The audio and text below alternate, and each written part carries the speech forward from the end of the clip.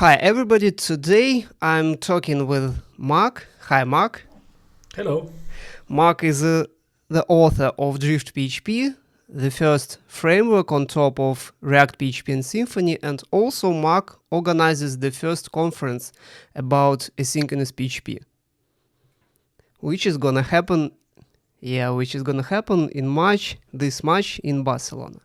And today we are going to discuss CQRS, which stands for Command and Query Responsibility Segregation. The idea behind the pattern is actually extremely simple, right? Instead of having one unified model, we need to introduce two. One for reads and the other one for writes. And that's it, right? Or there is something else? Well, not indeed. In fact, when you talk about CQRS, it's nothing about the models. You can make CQRS without talking about how model is designed inside your domain. The only thing that CQRS talks about is that all the actions, all the the way you interact with your domain has to be split between commands and queries. That's it. You can go with your one single model, and both the queries and the commands uses that model, one unique model that works both for read and for write. So CQRS only talks about the way you go to your domain. About That's actions, not models, right? Exactly. It's nothing. It's not about modeling. It's about actions, like you say, yeah. But in most cases, you use different models, different storages, not? Not actually. I mean, if you want to go with with different models, split it between write and reads, then you have to go with CQRS. The same way, if you want to go with domain-driven design, if you want to go with event sourcing, then I'm sure that you have to go, first of all, to CQRS. Basically, because by using CQRS, it's going to be so simple to split all the actions in small classes that will define that action. But no, for example, in my case, I've been using CQRS for the last years, and I've never split it between writes and reads. In my case, it's not being necessary at all. But working with CQRS adds you some possibilities in your domain that you only can go with that by using commands and queries segregation. Yeah. So in your case, you write and read into the same storage, right? Yeah. Mm-hmm. And let's now talk about PHP and asynchronous PHP. If we consider DriftPHP and ReactPHP, it looks like such applications are already sort of CQRS, because the writes or commands are already async, or actually not. And for truly async, we should use command bus or event queue or something like that. Well, the thing is that in regular PHP, if you want to go with CQRS, then you can go, for example, with Tactician. That is a library built on top of PHP, regular PHP, and you can manage so good all the handlers, all the middlewares, all the infrastructure you need in order to build a CQRS application on top of PHP. If you go to ReactPHP, then something changes. Basically, because one of the things that you have to take in account when you write a command bus is that you have a command bus and a query bus. Both are different. Both are not different, are the same thing, but the only difference between both is that a command bus is not going to return you anything, never, just void. So the difference between a command and a query is that a query can return you a result because you're not modifying the persistent layer. And on the other hand, a command is going to change the persistent layer, it's going to add a user, but it's not going to return you anything. So the command bus itself, when you execute a command, you don't have to expect nothing. Okay, that changes completely in ReactPHP, because in ReactPHP, You know that when you make operations in out operations, when you don't return nothing or you return void in PHP, in ReactPHP, it's like you return a promise that is going to be void, right? So you have to return always something on ReactPHP. If you want to make some decisions after that piece of code is properly executed asynchronously, that's why promises exist in ReactPHP. So, for example, the difference between a ReactPHP command bus or a command bus, regular command bus, is that the command bus is going to return void, and the ReactPHP bus is going to return a promise that eventually is going to be void. That's the difference. So the problem here, what is that when you have splitted your bus or your application between commands and queries, in regular PHP, we can consider that writes have a heavy cost, right? In comparison of reads. Of course, you cannot enqueue a read, because when you have a read, you have to wait until you have the response to return it to the final user. But if you have a write, that means that it's not going to return anything from the persistence layer. You can accept that that piece of code, you can do it not actually right now. You can enqueue it in a queue, and then you can return at 202, I think it is, that is kind of accepted, or maybe 201. I 204, no content. 204? No, 200 and there's one code that is called accepted. It's like, okay, I've received it, okay, I'm going to do it eventually, right? In regular PHP, you have to make that decisions if you want to take some code and do it eventually, working with RabbitMQ, for example. Okay, in ReactPHP, it changes, because in ReactPHP, because everything is solved eventually and nothing is blocking, even a write is not going to block anything. So in that perspective, in that point of view, a command bus, a synchronous command bus, it has no sense from the perspective of the decision that writes are slow, because you don't care. In ReactPHP, operations are not blocking. So even if it's slow, you will have a promise there that it's not solved, right? So in terms of ReactPHP, we need to think what's the reason to use a command bus? And you have to think that in ReactPHP, what you are going to have is a CPU running with a single PHP thread. And inside that PHP thread, you're going to have 100 of promises waiting for inside the event lab. So that means that the only thing that is actually blocking in the event lab is the CPU consumption, right? So you could start thinking about what should we remove from that thread, put it in a queue, and do it eventually with a queue. And it's not about writes, in-out writes, but it's about pieces of code that will require a lot of CPU. That's the difference between why we should use commands in PHP or why we should commands in ReactPHP. That's the difference. Did I explain myself properly?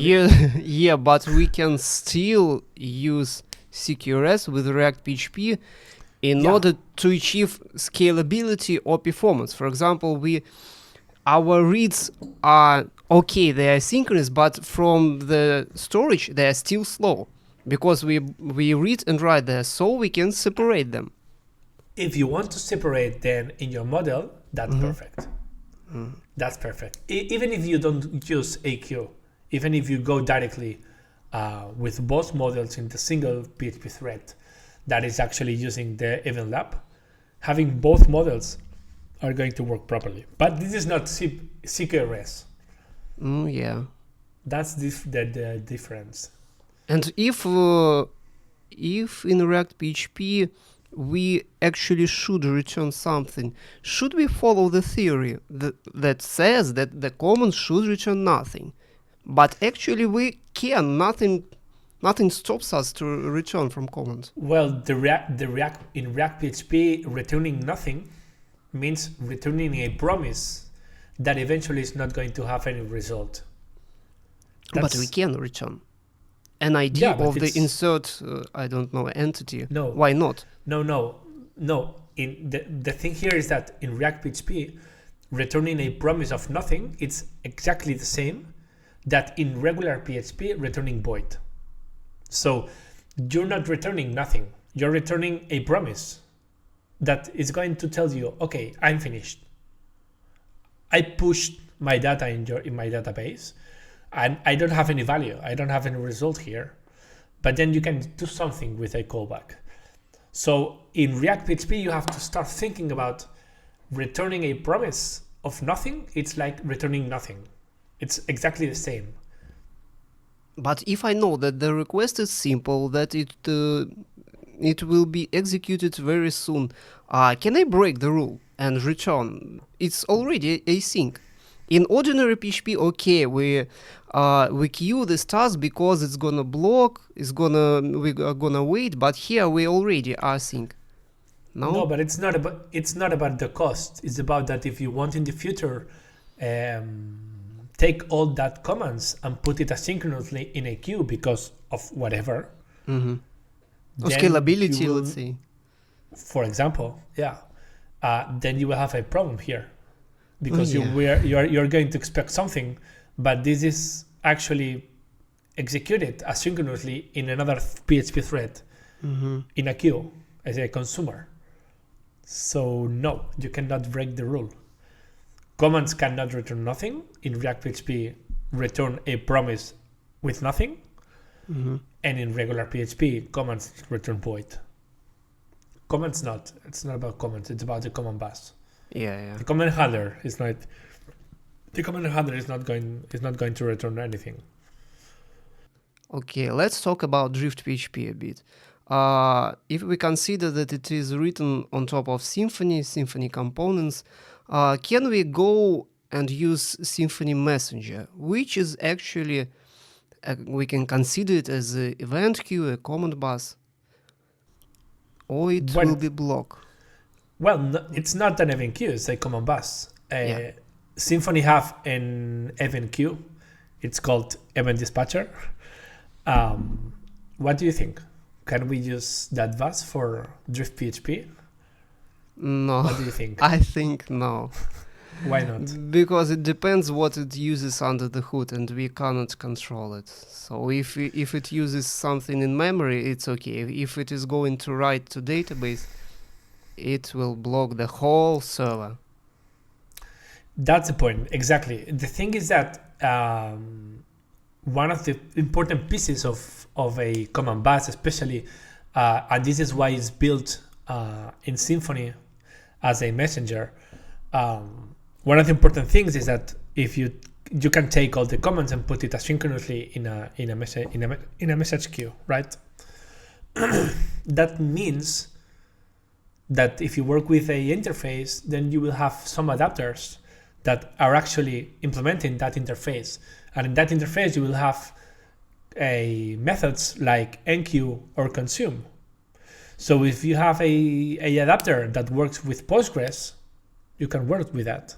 You can work with a publisher, with a producer consumer on top of Postgres, on top of Redis, on top of RabbitMQ, on top of some other technologies.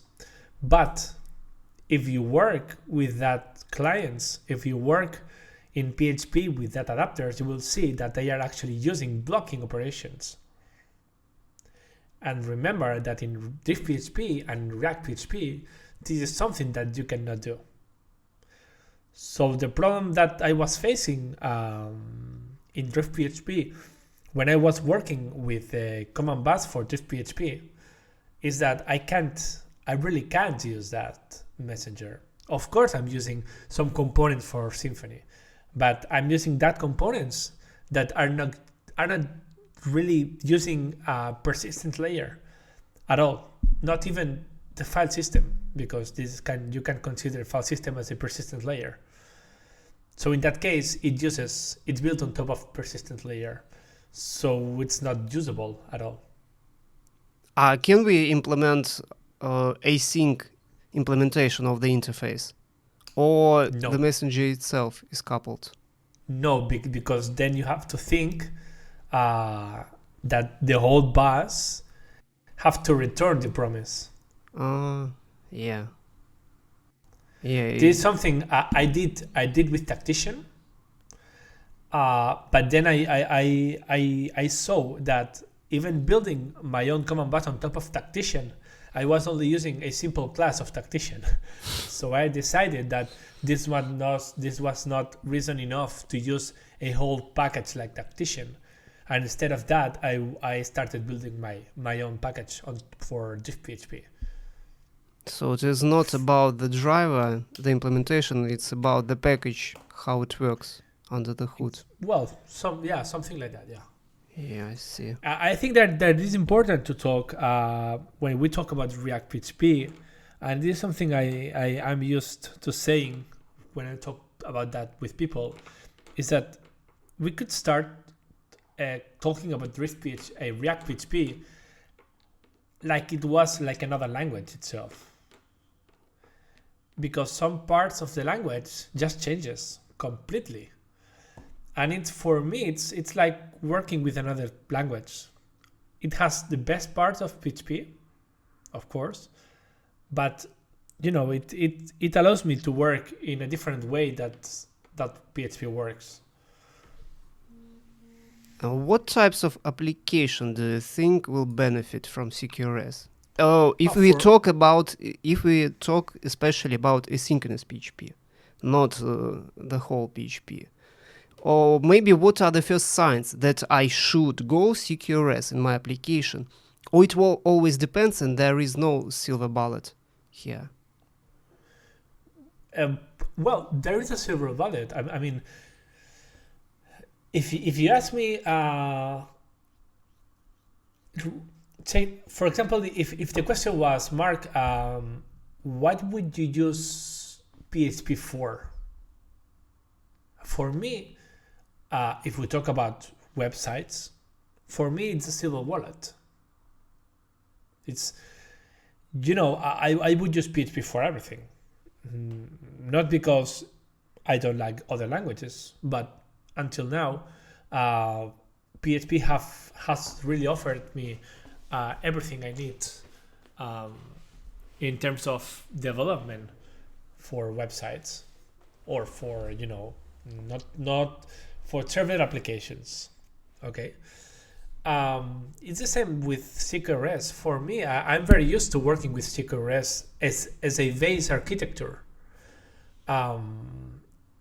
For example, working with e-commerce by exposing all the use cases, put it in classes, having difference between commands and queries, then put that software and as a microservice in other microservices environment. It's much more easy to understand how it works, everything, if you have split it between commands and queries. And what it helps to you is to just be careful about taking much more responsibility to simple action that it should have. What you have when you work with CQRS is that at the end you have a lot of small pieces of code that do something, and you don't have endpoints that really do a lot of things. And this is good for almost everything right now. So yeah, what means a silver bullet? Yeah, you can use CQRS for everything.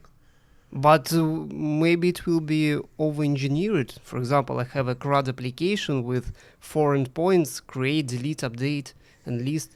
And should I go CQRS here? No. The question, the word should, it's the problem here. I think that the problem should has always been a problem in our world. You should do all the things the best way you can, having the resources you can. That's it. If you work properly with CQRS and you understand how it works, and you really enjoy working with CQRS, then go for it. If you don't know even how to start with CQRS, don't go with it. That's the thing.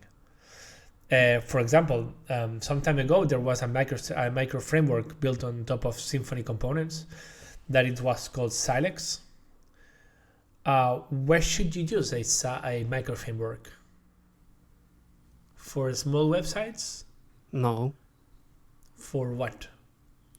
For what? For some some behavior which is small, which is cohesive, and I want something from it.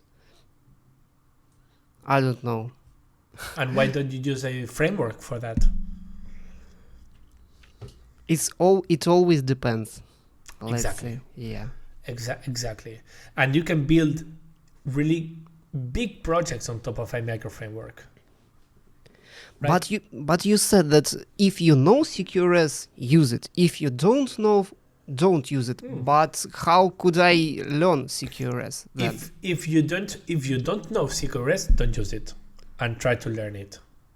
If you know CQRS, then you will have the ability to understand in each moment of your life if you have to go with it or you don't have to.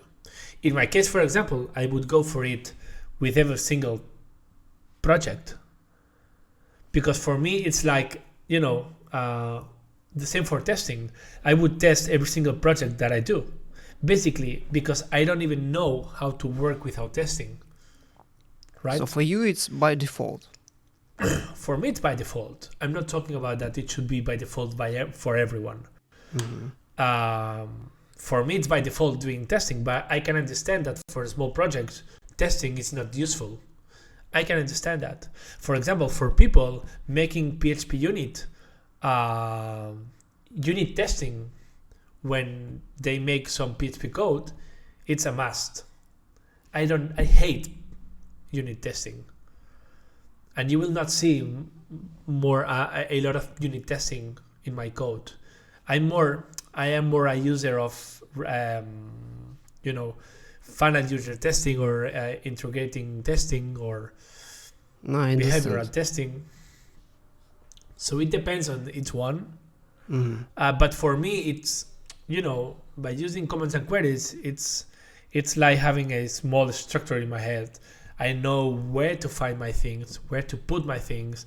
I know even better how to name my things. And once I am in my domain, then it's another thing. But from my framework to my domain, I know probably how to work. And that's the only that's the only way I work right now. And it's perfect. I mean, isn't that a dream? Knowing how to work in all your projects? Yes. If you Exactly. enjoy it, yes. And you already mentioned event sourcing, yes? Yeah. And CQRS is often described as a step to event sourcing. Like we start with Exactly. CQRS, which is just the beginning, and then we definitely will come to event sourcing. Is it true and CQRS is just a transition state, or it can be used on its own?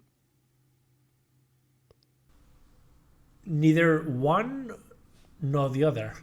It's not a transition. For me, a transitional step is something that you are today, but tomorrow you're not anymore. It's not transitional.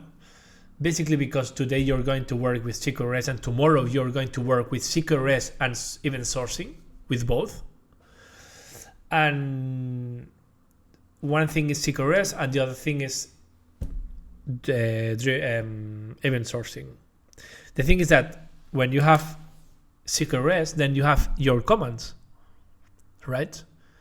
And each time you have a command, for example, put user as a command, then it's so easy to translate that command into an event. Your user has been put, for example. But it introduces a lot of complexity. Why? We have these events. We have to store them. So we have a storage. Yeah. But this is event sourcing. Event sourcing is complex. Yeah. But if you want to go with that, then make sure that you have commands. Yes. Because you have a unique place where that command is going to be handled. You will have a unique place where you will be able to say, okay, I'm done. So something has happened. And you know what just has happened. So this is your name.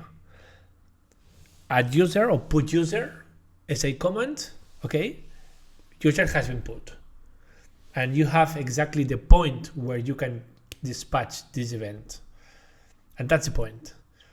For example, would you go for events for reading? I think that we should go with events only with application where events are essential. I don't know, finances, for example. Not always. CQRS can be considered as defaults, but event sourcing should be, I don't know, we should think a lot to consider, should I use event sourcing or not? Of course, event sourcing it's thought to be used as a, in an environment where everything matters. For example, and if you work with a microservice environment, then you will have that some services are going to be reactive to some other services. So how you work with that reactivity? By using events. And you can go with events inside your service that you can handle it properly with the event dispatcher service in Symfony. Or if you want to go to intra-microservicial events, you will have to go with RabbitMQ, for example. And it's not easy. It's not easy at all, because then you don't have to store the events. You only have to store the events if you want to have the ability in the future to reconstruct your events. So this was my question. Should you create an event of a read? Well, yeah. Well, why it not? Depends. Yes. It depends, yeah. Maybe in your service, reading some user is not going to be a thing, but then in other events, in other microservice, you can take that event and, for example, reduce by one the maximum number of reads with that token, for example. So this has a big complexity. But if you want to go with event sourcing, then you have to go with CQRS. Yeah, it's a must. Yeah, and if we talk about microservices, we come to inconsistency, right? So when you read something isn't written, we can't use unique constraints and comments, something like that. We can't check, I don't know, that this email is already taken. When I register user, I can't validate it, right? Yeah. But this is why exceptions exist. Mm-hmm. And events are only generated once everything has been okay. And what are other common issues that I can face when I go CQRS? Not event source and CQRS. Where do I struggle? No? You will not find struggles here, no. I think it's pretty easy. I mean, I've been working with my course during the last months, and to be honest, it's amazing how people understand how to work with a command bus. How people understand how to split between command bus and query bus. Not talking about splitting the model in two models, but working with both buses at the same time. And it's amazing how people at the beginning of the course don't even understand how it works. They don't know what it is, because at least in Barcelona we have listened talking about CQRS during the last 10 years, but you find that almost no one have always implemented a common bus or a query bus, and people understand how it works and what's the need there. Of course, I'm sure that almost no one is going to use it in their work, because it has some complexity on terms of acknowledge, on terms of number of classes written, doing sometimes the same once and again. But in terms of testing, for example, it's pretty easy to test your application. Can we consider it as we have comment query separation principle, which says that a method in a class, right, should either change the state and return nothing, or it should return something but it doesn't change the state. Exactly. In other words, how asking a question shouldn't change the answer. And we take this idea and put it on the architectural level, right? Exactly. Yeah, now I see the idea. Exactly. So it is... For example, if you go with API Search, you will find that it is actually working like that. The whole API Search application is built on top of the new common bus for DriftPHP. And it's actually, I changed the default implementation, the default configuration for the server, and it's actually not using asynchronous queues. So for DriftPHP, you actually implemented Symfony Messenger, but in a sync way? That's right. Was it hard? That's right. And what drivers do you have right now for it? I have for Redis. I have for Postgres. I have for RabbitMQ. I'm planning to write it for Stomp. That is a protocol that is actually used as well by RabbitMQ. You can go with RabbitMQ with AMQP or Stomp, both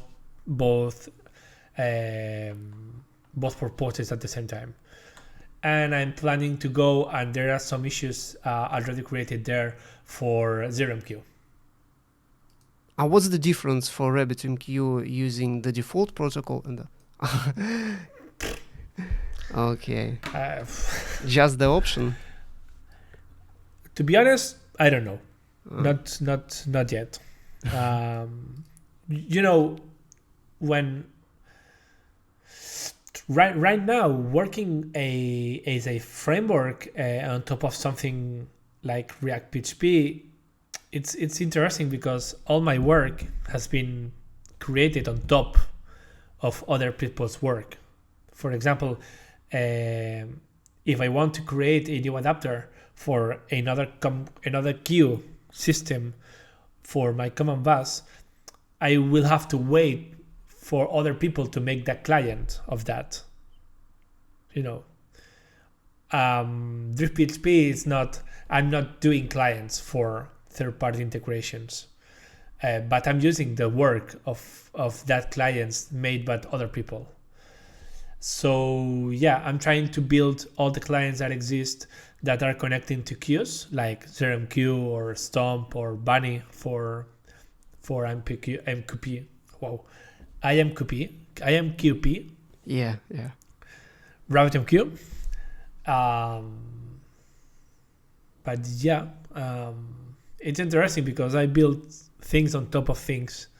Yeah, like building blocks, right? Use this. Yeah, put here, in more use enterprise edition. Yeah. I'm trying to make a framework with all the existing work on top of ReactPHP, everything there, but with an architecture. Yeah. And what is your current stack in your application? For example, in API Search, what do you use? What clients? What storages? How it works? Well, I'm finishing working with the main stack. I'm actually working with a token, an API Search for storing the tokens. I'm using Deval. Specifically in my main distribution, I'm using MySQL.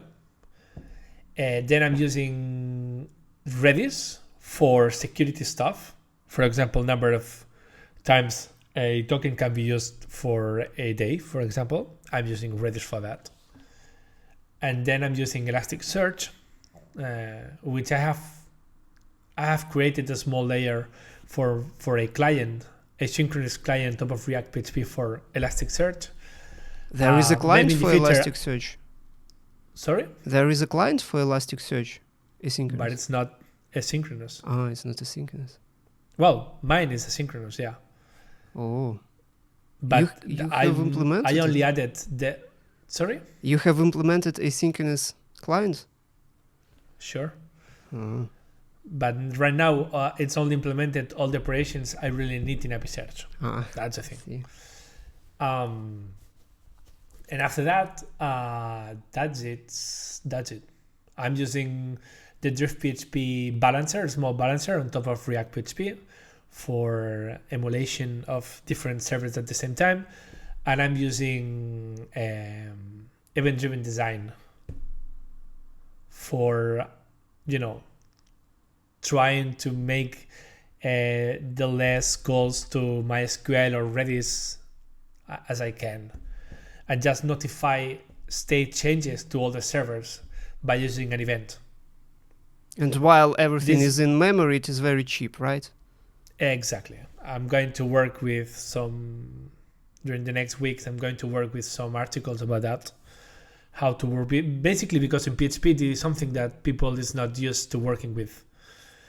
And it's amazing how to work with that because it's like performance. You're killing performance, doing once and again the same calls in databases. Why should we use database instead of having everything in memory? For example, for Redis, that we usually use Redis for key value storing. We have arrays in memory in PHP. Why should we go to Redis once and again? Even if it's stored in memory, but then you have to connect to a socket, blah, blah, blah. Yeah. Once and again, millions and millions and millions of times.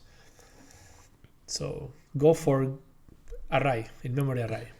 But how it is handled? You have a single connection per storage in the running server.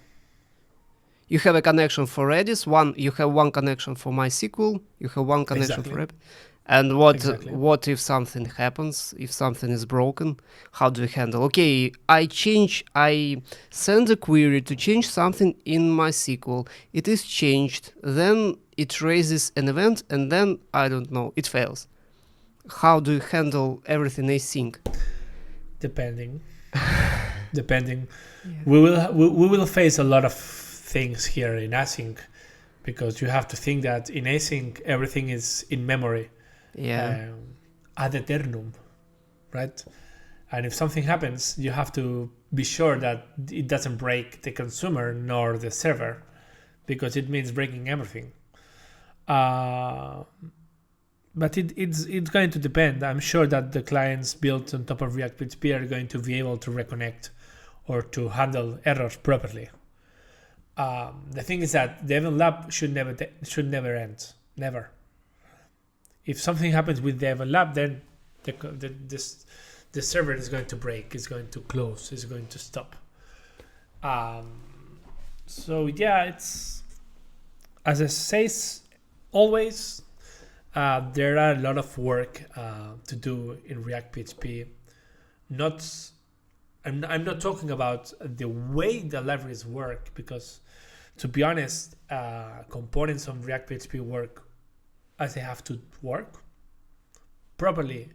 Are really good documented, are really good tested. It's amazing how it's. I mean, the quality of the libraries for ReactPHP. I don't think I have ever seen something like that in my world, in my life. But if you go to a high level, then people ask you to have more than a simple library, just an environment, a place to work, safety, a place to make integrations, a place to, instead of programming, do everything on top of configuration. You're a more declarative way of working, of making big projects. This is exactly the point that we are trying to build right now with DriftPHP, with the conference, to make people aware that we are right now in that stage. So I'm sure that in that stage, in that moment, we will be able to solve all that connection things. For example, with CQRS, if you want to work with a queue, what happens if that queue breaks? What happens if your consumer just breaks? Would you be able to reconnect, or just it's going to break? What if you go with an event bus and the subscriber of a exchange just breaks? It's going to break all the connections you have there. It's going to break all the web sockets that you have already connected in your socket. It's complicated, and I think that we need a lot of work and a lot of testing here. But I'm sure that during this year we will have the patience and the work to solve all that dupes and to put on production many big projects on top of ReactPHP. Yeah, having such architecture as you described, when what you need, you put it into a memory, it also requires a lot of responsibility from you. Because, okay, if the library reconnects, if it handles everything correctly, but if your code breaks, then something will become inconsistent, right? You update it here, but Not really. Not? Why? No, well, you can have, for example, a policy of updating each minute. For example, what if each minute you take the event bus and you throw an event, say reload everything each minute, and asynchronous, each of the servers will reload everything each minute, even if during that minute something changes, and it's going to change again and again and again. But what if you say, okay, maybe and just maybe there's something that is going to happen in my server, and we have a small inconsistency in one of the servers somehow. Well, you can be sure that each minute everything is going to be reloaded from the scratch. But it depends. If the business can't afford inconsistency, then you have to be a good developer. Yeah, you shouldn't write bugs, right? Exactly. And go for testing. It's very easy to test that behavior. But at least DriftPHP allows you to do something like that.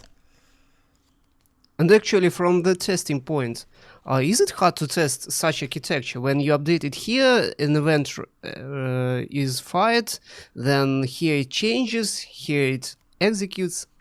Is it hard to test? It can work. Well, you have Docker. You can just test having different servers at the same time. You can call to one endpoint to one server, and then you can read to the other server. That's it. If it works, I see. It's one single example. I mean, I'm sure that you will find more spectacular examples that you can test. But at the end, this is why I'm more friendly with working with functional testing and integrational testing, because for me, I'm trying to test the final user experience. That is what really matters, in fact. Yeah, the same. I consider functional tests. They say that we know how the system works, we know the behavior of the system, while your unit tests say we know all the classes in your system, we know all the public methods, and if you refactor, if you change the code but behavior doesn't change, your functional tests pass, but your unit tests are broken. And exactly. Yeah, they know too much. You have to talk about what's your black box. That's it. Yeah. If you want your black box to be the class, a single class, then go for unit testing. If you want to have a big black box that it's called microservice, it's your service, then go to behavioral testing. And That's when it. you changed your application API search from Symfony to DriftPHP, yeah, this pull request with 3,000 lines of code, there this was not the change. What? This was not the change. That pull request was going to ReactPHP from ReactPHP to DriftPHP. I see. There is another one that it was maybe 20,000 lines of code changed. Oh my god. Because I had to change everything. Yeah. Everything I had to change. Then, you know what? There was a very spectacular thing here, that then maybe the 70 or the 80% of my testing was done against the command bash. Mm-hmm. So there's no need to change anything. Yeah. The only thing that I had to change is to make an await in my command bash, because the new command bash was returning a promise instead of a value. So by doing an await of that promise, I have a value. That's it. So tests didn't change that much, to be honest, because there was not many unit testing, but a lot of functional testing. And have they missed something? When What? you deployed, something broke or it was No. perfect? No? No, man, testing are... If there's a green, then everything works as expected. Yeah. I see. Think Yeah. that we have a lot of testing in API Search. We have covered almost everything in API Search. So I have confidence in my tests almost since the beginning of testing time in API Search. So having that test, if tests are green, then everything works as expected. Of course, I can introduce new features. I can introduce new ways of doing things, but then that means new testing. And from your point of view, when should I go unit testing? When I should test this class, this public method? Never. Well, not if you want to share that class with other people. But if it is in your application, in, I don't know, in your domain, in your enterprise application, nobody will see. I would go for unit testing with a class if I want to be sure that class in an isolated way works as expected. If it's complex enough for me to be reasonable to take some time saying, okay, that class, it's good. That class, that method works as expected. Then go for the highest level. Otherwise, for example, it has no sense for me to test a handler, to test a middleware, to test a controller, it has no sense. For me, it has sense to test a small service that does some kind of calculations. It has no sense to test, for example, repositories, which is not really just unit testing. It's functional testing repositories. You're not testing unitary, the methods. You are testing a behavior of the repository. And when I say a behavior, I'm saying that if you want to test a repository, you have to test, for example, that when there's nothing inside and I put something, then I get something and this something is inside. Or if nothing is inside the repository and I get something, I get an exception. That's for me the useful testing for repository. And for CQRS, what you test? The same, exactly the same. You have a common bus, you have a query bus. If you call that, you call that, and you call that, then you call that, and there's something in the result. That's it. Because having that testing, then you can change whatever, you can refactor, you can do whatever you want. That if the tests are actually passing the same way it was passing before. The behavior of the application, it's been the same. So you can deploy it, right? Yeah. So for me, this is what it matters in terms of application. And I would go for unit testing for small cases, but for me, not for the application in fact. Basically because in the future, that small class can change. For new class, in a new class, can change the behavior, the internals, and it's okay. If the final testing, behavioral testing, it's working as expected, everything is good. And at the end, testing, it's what it's going to help you to sleep at night. Yeah. So in my case, sleeping at night is where my API, my public API of my project works as expected. If you want to test a library, PHP library, your API is going to be your code, right? Yeah. If you want to test a bundle, the API of the bundle is not your code. It's the service, the name of the container service. It's going to be the compiler passes, for example, that is actually working as expected given a configuration. And this is not unit testing, it's functional testing. Yeah. If you have a big project like Episearch, then your API is going to be the endpoints. Or for example, the commands, the console commands. That's it. I would go for that. So we started with CQRS and ended with unit testing. Exactly. So thank you for your talk. As always, it was interesting. As for me, I'm not so an expert in CQRS. It was interesting to hear some insights about it. So it is actually a common query separation principle, but at architectural level, where query changes the state and returns nothing. Oh my God, query returns something, doesn't change the state, and comment changes the state and returns nothing. So thank you, Marc. Thanks to you. See you next week. Yeah, goodbye. Bye.